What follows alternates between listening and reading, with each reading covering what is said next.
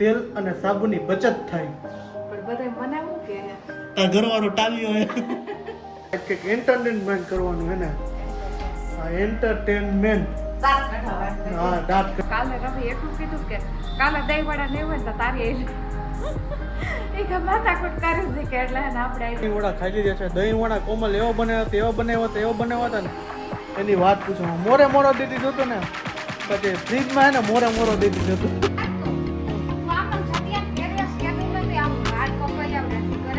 તમારા વડાનો કંઈક તમે રેસીપી કહો. તમારા વડા કેમ બનાવ્યા હતા ને? વડા બનાવ્યો પણ બનાવવાના ફ્રીઝરમાં મૂકી દે. જાગલે માલણ જાગલે માલણ જા.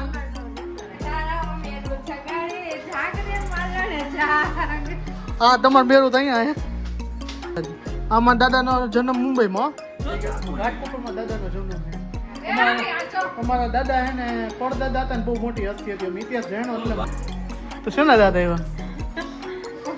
ચોકવટ પાડતા જાવ તો કોઈ વિડિયો જોવે તો એમ કે મને જીવતા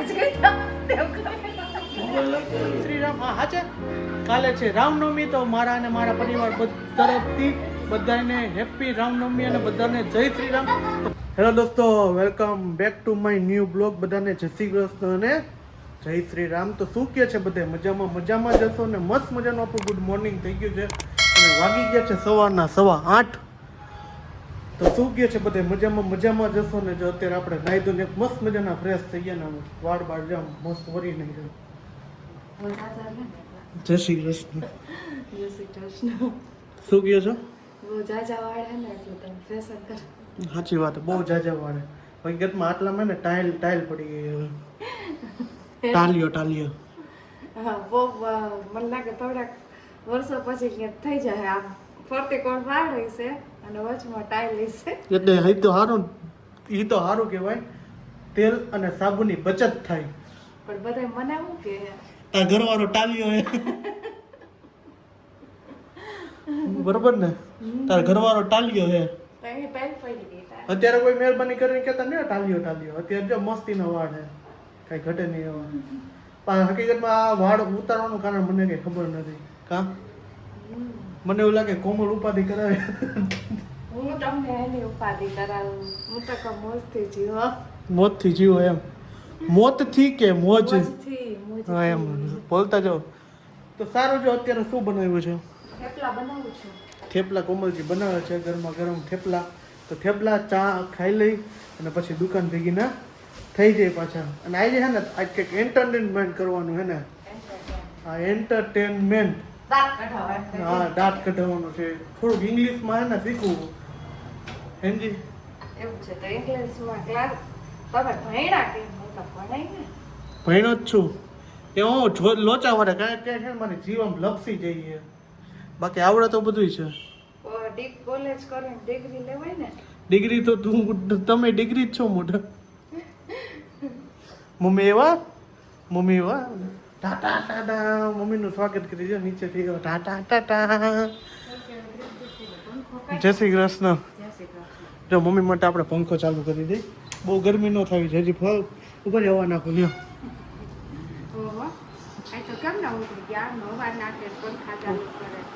એ તમે કેમ શું કહે છે? હા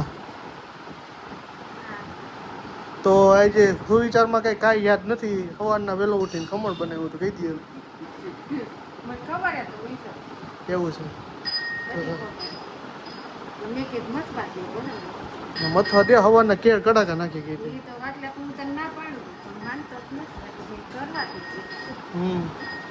તો સારું. તો ચાલો થેપલા બનાવે છે. થેપલા તો જો આજે છે ને આપણે દહીં વડા બનાવવાના છે ને એટલે છે ને આપણે દહીં વડાની ફૂલ તૈયારી કરી લીધી છે. દહીં વડાનું જો આપણે જે દાળનું મિક્સર હોય ને એ બધું જો ક્રશ કરીને કમ્પ્લીટ કરી લીધું છે અને તેલ મૂકી દીધું છે. અત્યારે વેગા જો ને 6:30 જેવું થયું ને એટલે વહેલા હાર કીધું કરી નાખીએ એટલે ફ્રીજમાં મૂકી દે એટલે ઠંડા દહીં વડા ખાવાની મજા આવે. કાલે રવિ એટલું કીધું કે કાલે દહીં વડા નહીં હોય ને તો તારી એ કે માથાકૂટ કરી છે કે એટલે આપણે આજે સવારે જ દાળ પલાળી દીધી હતી. દહીં વડા મેં કીધું હાલ તો કરી જ નાખી. એટલે આજ વહેલી રસોઈ હશે અને સાંજે નિરાત હશે. એટલે જો આપણે આ બધું થઈ ગયું. પેલો દહીં વડાનો ખીરો અને આપણે તેલ મૂકી દીધું છે ને હમણાં બધા છે ને વડા ઉતારી અને પાણીમાં રાખી અને પછી ફ્રીજમાં મૂકી દેશે એટલે મસ્ત મસ્ત મજાના ઠંડા ઠંડા દહીં વડા એક તો બનાવવાના. ભાઈ મસ્ત મજાનો જો આપણે હે ને દહીં વડા ખાઈ લીધા છે. દહીં વડા કોમલ એવો બનાવ્યો હતો એવો બનાવ્યો હતા ને એની વાત પૂછો. મોરો દઈ દીધો હતો ને પછી ફ્રીજમાં હે ને મોરો દઈ દીધો હતો. ફ્રીજમાં મૂકી દીધો કલાક લગી તો થઈ ગયા હતા ફૂલ જામ. તો વખાણ કરી છે અમે તમારા. એમાં એવું ગરમી વધારે હે ને તો હે ને દહીં વડાની જગ્યાએ ઓલા શું કહેવાય બરફ વડા કરી નાખ્યા હતા. વડા કરી દીધા. પછી જાજા બરફ વડા કરી નાખ્યા. બરફ વડા એટલે આમ ભાંગીને તો એ મોઢામાં બરફ આવતો હતો. મેં કીધું રવિન બહુ થાય ગરમી થાય તો મેં લા બરફ જેવા કરી. આટલી બધી નહોતી ગરમી કરવાની, ઠંડી નહોતી કરવાનું આટલું બધું. એટલે એવું બરફ વડા ખવડાવો તો પડે ને. નવી રેસીપી નવી રેસીપી કંઈક વ્યાજબી હોય. હા આવું ન હોય કે મમ્મી? હા બરફ હું તો કઈ ખાઈ શકું ને દાંત ચવાય નહીં કઈ. ક્યાં દાંત બધા વહી ગયા પપ્પા તમે?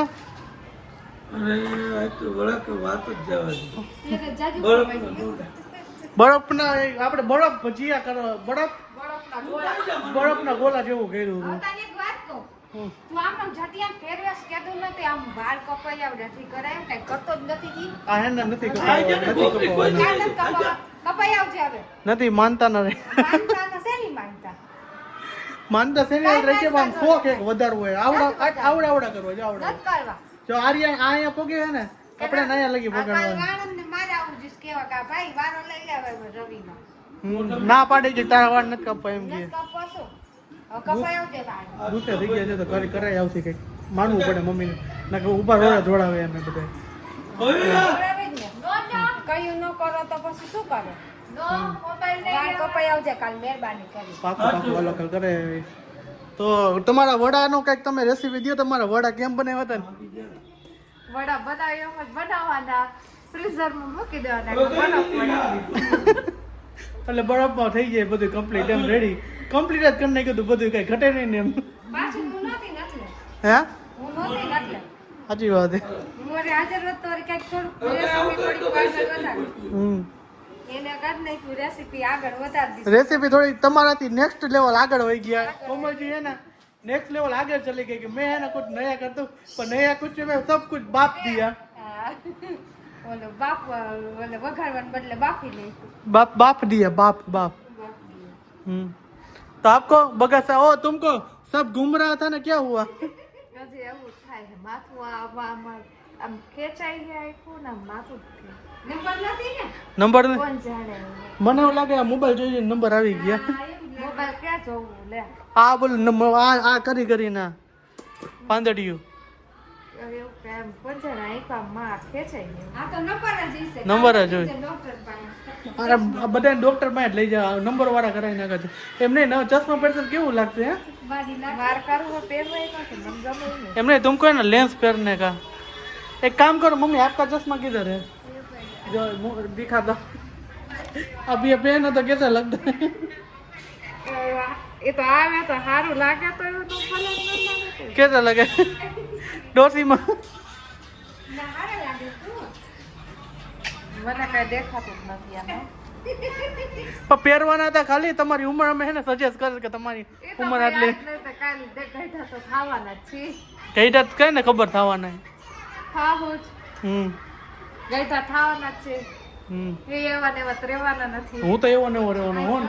હજી મને હે ને હકીકતમાં હજી હે ને આ હે ને મોબાઈલ લે ને એટલે તકલીફ પડે બધી માં. કેવલી તરત મોબાઈલ લઈ લે તો બહુ વાયડી છે.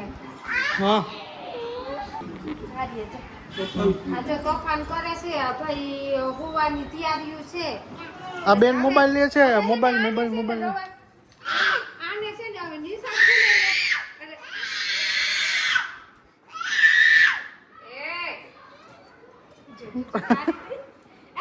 હાલો જાઓ તો હાલો જાઓ બસ પર બેસી જાઓ. હાલો તમારે બસમાં જાઓ. હાલો તમારે બસ જાઓ. હાલો હાલો તારું બસ તમારે પર્સ ને બધું તમારે ઘરે જાઓ. હાલો હાલો હાલો બસ આવી જો તમારી. અહીંયા મોબાઈલ લઈને રખડો હો. હાલો તમારે ઘરે જાઓ. આને વેકેશન પડે ને એટલે આને કાંઈક ગોઠવી દે છે અને આને વેકેશન ખુલે ને એટલે નિશાળ ફેરી કરવી છે. હવે તમે થાકી ગયા. એમ ને તો થાકવાનું જોઈએ, થાકવાનું જોઈએ. એને ક્રિકેટમાં જાવું. તમારે બેન, એ બેન તમારે સ્કૂલે જવું છે હે? હાલે એને મોકલી તો તમારે ઘરે જાઓ, હાલો તમારે ઘરે જાઓ. ગાલે જાઓ.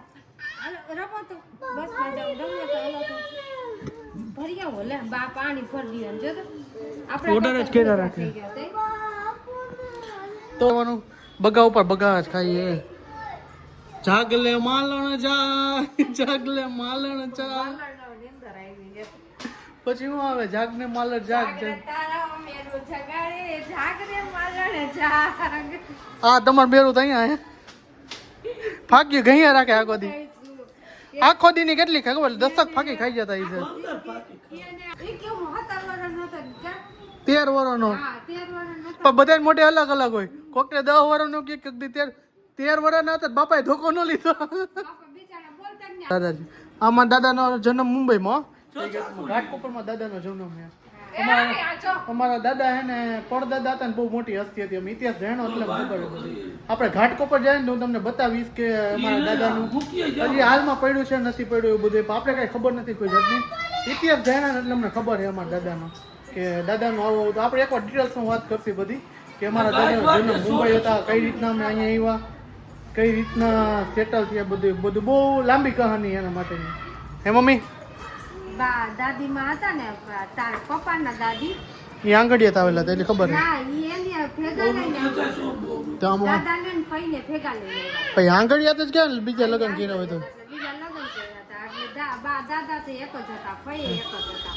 ફઈ અગિયાર. અત્યારે પપ્પાની બધા છે ને 3 ભાઈ છે, 4 બહેનો છે. રાજકોટમાં છે, સુરતમાં છે, એમ છે. બધે અલગ અલગ છે. બધા મોજમાં જ રહ્યો, બધા મોજમાં જ રહ્યો. અને મમ્મી એમ કહેતા હતા એક ભાઈ આપણે એમ છે જામનગર બાજુ છે ભાઈ, એ ભાઈ દેવ થઈ ગયા છે અત્યારે.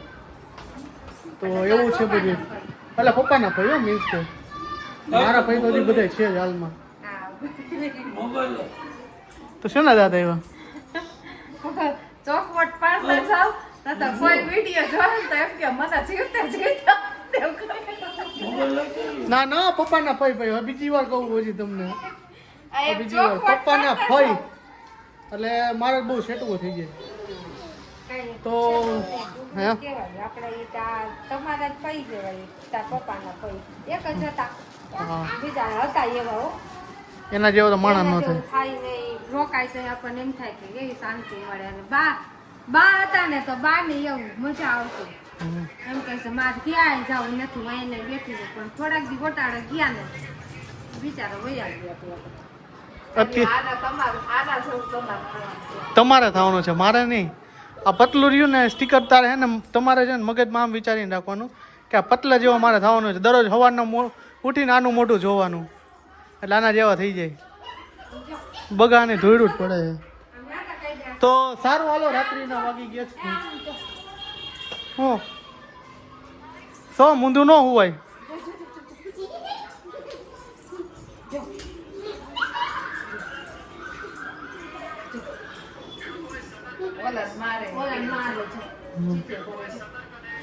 તો સારું હાલો, આ રાત્રિના વાગી ગયા છે 10 અને આજનો વ્લોગ અહીંયા સુધી. તો મળી છે કાલના નેક્સ્ટ વ્લોગ સાથે. હોપ કે તમને મારો વિડીયો પસંદ આવ્યો છે. પસંદ આવ્યો તો ચેનલને સબસ્ક્રાઈબ કરો, લાઈક કરો, પછી મસ્ત મજાની એક ક્રીવા ખાતર કોમેન્ટ કરી નાખો અને સોહમ ખાતર બધાય સબસ્ક્રાઈબ કરી નાખજો અને મમ્મી ખાતે શેર કરી નાખજો બધાય. તો આજનો બ્લોગ અહીંયા સુધી. તો મળી છે કાલના નેક્સ્ટ વ્લોગ સાથે. બધાને જય શ્રી રામ. હા છે કાલે છે રામનવમી, તો મારા અને મારા પરિવાર તરફથી બધાને હેપી રામનવમી અને બધાને જય શ્રી રામ. ખબર તો સારું હાલો, બાય બાય, જય શ્રી રામ, ગુડ નાઇટ, હર હર મહાદેવ, જય હિન્દ, જય ભારત, બાય બાય.